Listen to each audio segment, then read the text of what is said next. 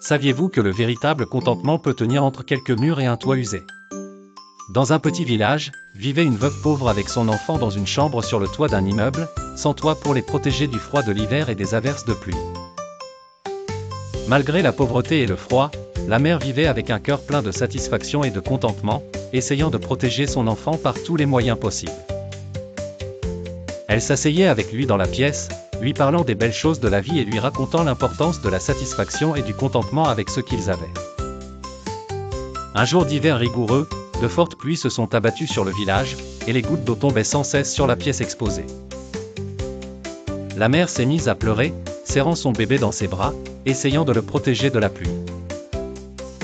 Elle avait peur pour son bébé, se demandant comment elle pourrait le protéger de la pluie et du froid. Soudain, elle eut une idée simple mais brillante, elle enleva la porte en bois de la pièce et la plaça en biais contre un mur pour bloquer un peu la pluie, la plaçant au-dessus de son enfant pour le protéger. L'enfant regarda sa mère avec un sourire innocent de satisfaction et lui dit « Maman, que font les pauvres qui n'ont pas de porte comme la nôtre ?» Dans son cœur, il se sentait riche parce qu'il avait quelque chose d'unique, une porte qui le protégeait de la pluie.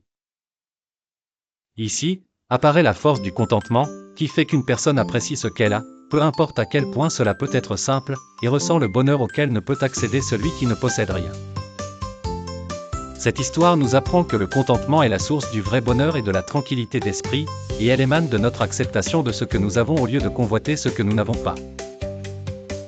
La mère était heureuse du sourire de son enfant et se sentait fière d'avoir pu le protéger de la pluie.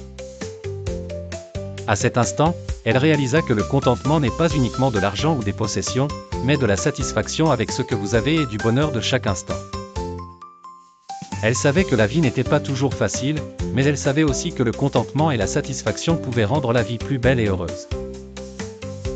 La leçon de cette histoire est que le contentement est la clé du vrai bonheur, et que l'on doit apprécier ce que l'on a et être satisfait de ce que Dieu nous a donné. Nous devons apprendre à apprécier les choses simples de la vie et à ressentir le bonheur à chaque instant, quelles que soient les circonstances.